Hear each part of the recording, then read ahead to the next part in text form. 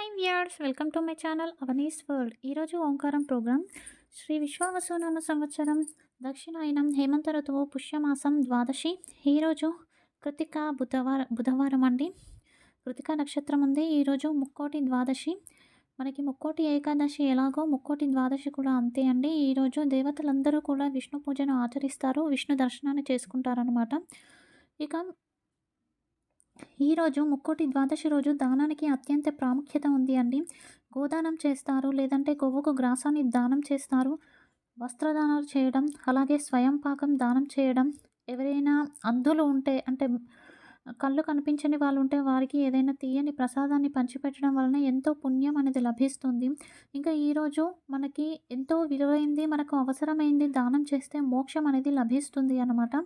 ఇక ఈరోజు మంత్రఫలం ఓం నమో భగవతే వాసుదేవాయ, ఓం నమో భగవతే వాసుదేవాయ, ఓం నమో భగవతే వాసుదేవాయ.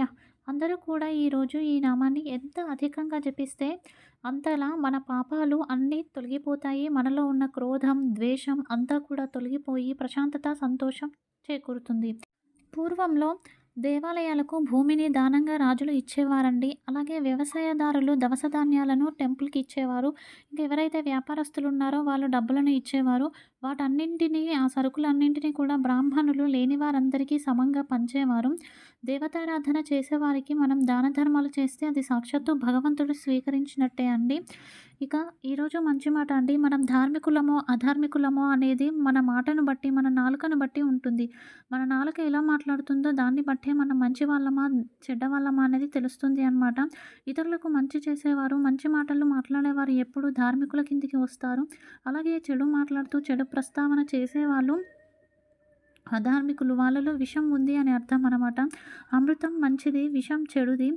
సో కొంతమంది ఉంటారు మనలో గోముఖ వ్యాఘ్రులు అని అంటారనమాట వాళ్ళను. అంటే ఏంటి అంటే చూడ్డానికి గోవులా కనిపిస్తారు, కానీ వారి మాటల్లో, వారి ఆలోచనలో మొత్తం విషమే దాగి ఉంటుంది.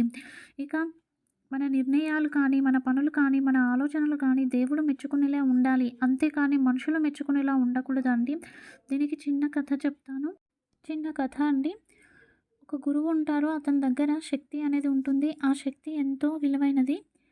ఆ శక్తిని ఉపయోగించి మనం మంచి చేయొచ్చు, చెడు చేయొచ్చు. మనం బ్రతకాలంటే బ్రతకొచ్చు, లేదంటే మనం ఏదైనా వస్తువును కూడా మాయం చేయొచ్చు. అంత శక్తి ఉంటుంది. అతని దగ్గర శక్తి ఉందని జనాలందరూ అతని దగ్గరికి వెళ్తూ ఉంటారు ఆ శక్తిని సంపాదించాలని. అప్పుడు ఆ గురువు చెప్తాడు, ఎవరికైతే నాకు గురుదక్షిణ ఇచ్చే అర్హత ఉంటుందో వాళ్ళకే నేను ఈ శక్తిని ధారపోస్తాను అని చెప్పేసి చెప్తాడు. అప్పుడు అందరూ ఆలోచిస్తారు, గురువుగారు ఏమడుగుతారు అని చెప్పేసి.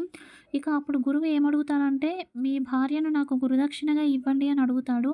అందరూ కూడా అతని గురించి తప్పుగా మాట్లాడతారు. గురువు ఎంతో గొప్పవాడు అనుకున్నాం, కానీ ఇలా భార్యను దక్షిణగా అడుగుతున్నాడు, ఇతను ఇలాంటి వాడు, అసలు ఇంత చెడ్డవాడు అనుకోలేదు అని చెప్పేసి నోటికొచ్చినట్టుగా మాట్లాడి వెళ్ళిపోతారు. అందులో ఒకతను మాత్రం తన భార్యను గురుదక్షిణగా ఇవ్వడానికి సిద్ధపడతాడు. అలాగే ఆ గురువు ఆ భార్యను స్వీకరించి తన కూతురుగా దత్తత తీసుకుంటాడు. ఇక ఆ శిష్యునికి తనలో ఉన్న శక్తిని అంతా కూడా ధారపోస్తాడనమాట. ఇందులోని నీతి ఏంటి అంటే, ఆ శక్తి అనేది చెడు కార్యాలకు ఉపయోగించకూడదు, మంచికి ఉపయోగించాలి. వారందరూ కూడా గురువు ఎందుకు అడుగుతున్నారో కూడా ఆలోచించకుండా గురువు మీద నిందలు వేసి చెడుగా భావించి వెళ్ళిపోయారు. కానీ ఇతను మాత్రం గురువు అసలు ఎందుకు అడుగుతున్నాడో తెలియకుండానే తను భార్యను త్యాగం చేయడానికి సిద్ధపడ్డాడు. ఎప్పుడైతే మనం తల్లిని కానీ, తండ్రిని కానీ, పిల్లల్ని కానీ, లేదంటే మన తోబుట్టులను కానీ ఇలాంటి మనం త్యాగం చేయడానికి సిద్ధపడతామో అప్పుడు మనలో ఎలాంటి క్రూరత్వము లేదు అని అర్థము అన్నమాట. సో ఆ విధంగా గురువు అతనికి శక్తిని ధారపోస్తాడు, తన సత్కార్యాలు చేస్తాడని చెప్పేసి. ఇందులో కథలో ఏంటి అంటే, గురువు ఎందుకు అడుగుతున్నాడో తెలియకుండానే వారు చెడుగా ప్రచారం చేసేసారు. ఒక్కొక్కసారి మనం విన్నది, మనం చూసింది, మనకు అనిపించింది తప్పుగా ఉంటుంది. అది ఎప్పటికీ నిజం కాదు.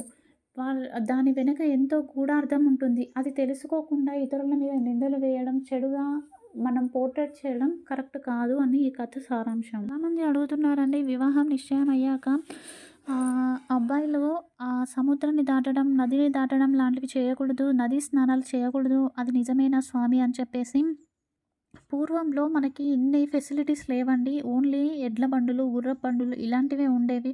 లేదంటే కాలినడకన వెళ్ళడం ఉండేది. అలాంటప్పుడు వివాహం నిశ్చయమయ్యాక ఆ సముద్రం, నది ప్రయాణం లాంటివి ఏదైనా చేస్తూ ఉన్నప్పుడు అందులో చిక్కుకొని పోతే తనకేమైనా అయితే ఆ స్త్రీకి మరల వివాహం జరగదు. సో, అందుకని చెప్పేసి పూర్వంలో అలా ఉండేది. కానీ ఇప్పుడు అలా కాదు. సో, మీరందరూ కూడా పరిస్థితులకు అనుగుణంగా ప్రవర్తించండి. పరిస్థితులకు అనుగుణంగా సనాతన ధర్మాన్ని గౌరవిస్తూ, కాలానికి అనుగుణంగా ఏది చేయాలి, ఏది చేయకూడదు అని పాటించండి. ఈరోజు వాస్తు పరిష్కారం అండి. చాలామంది ఇళ్లల్లో గొడవలు, లేదంటే నిద్ర లేకుండా ఉండడం, ఎప్పుడు ఏదో ఒక భయంతో ఉండడం, మనశ్శాంతి లేకపోవడం, ఒత్తిడికి గురి అవ్వడం లాంటిది ఉంటే ఆ ఇంట్లో బ్రహ్మస్థానం సరిగ్గా లేదని అర్థం అండి. ఆ బ్రహ్మస్థానంలో ఏదైనా పిల్లర్ అయినా వచ్చుండాలి, లేదంటే వాష్‌రూమ్స్ అయినా వచ్చుండాలి అండి. సో, అది తెలుసుకొని వీలైనంత వరకు బ్రహ్మస్థానాన్ని ఖాళీగా ఉంచండి. అది కుదరకపోతే శ్రీవాస్తు యంత్రాన్ని పెట్టుకోండి. ఈరోజు తారాబలం కృతికా నక్షత్రం నిత్య నక్షత్రంగా తీసుకుంటే అశ్విని, మఖ, మూల నక్షత్రం వారికి విపత్తార, భరణి, పూర్వ, పూర్వాషాఢ నక్షత్రం వారికి సంపదతార, కృతిక, ఉత్తర, ఉత్తరాషాఢ నక్షత్రం వారికి జన్మతార, రోహిణి, హస్త, శ్రవణ నక్షత్రం వారికి పరమ మిత్రతార, మృగశిర, చిత్త, ధనిష్ట నక్షత్రం వారికి మిత్రతార, ఆరుద్ర, స్వాతి, శతభిష నక్షత్రం వారికి నైదనతార, పునర్వస, విశాఖ, పూర్వభద్ర నక్షత్రం వారికి సాధకతార, పుష్యమి, అనురాధ, ఉత్తరాభద్ర నక్షత్రం వారికి ప్రత్యక్తార, ఆశ్లేష, జ్యేష్ఠ, రేవతి నక్షత్రం వారికి క్షేమతార. ఇక రేపు ఉదయం ఆచరించవలసిన పూజ అండి. రేపు 2026 సంవత్సరంలో మనం అడుగు పెడుతున్నాము. రేపు గురువారం రోహిణి నక్షత్రం, చంద్ర నక్షత్రం అన్నమాట. రేపు ఎవరైతే ఈ 2026లో వారి కోరిక, వారి సంకల్పం ఖచ్చితంగా నెరవేరాలి అని సంకల్పం చేసుకొని మేడి చెట్టు కింద 2 నెయ్యి దీపాలు పెట్టి 5 ప్రదక్షిణలు వేసుకొని రండి. ఖచ్చితంగా ఈ 2026లో మీ ధర్మబద్ధమైన కోరిక నెరవేరుతుంది. ఇక ఈరోజు సాయంత్రం యోగక్షేమం అండి. సత్సంతాన ప్రాప్తి కోసం ఈరోజు సాయంత్రం రాధాకృష్ణులను కానీ, లేదంటే రుక్మిణి సత్యభామ సహిత శ్రీకృష్ణుని కానీ, లేదా గోవుతో ఉన్న శ్రీకృష్ణుని కానీ పూజించి, ఆరాధించి, వెన్నను నైవేద్యంగా సమర్పించి తదుపరి మీరు ప్రసాదంగా స్వీకరించండి. ఇది ఈరోజు ఓంకారం ప్రోగ్రాం. Thank you.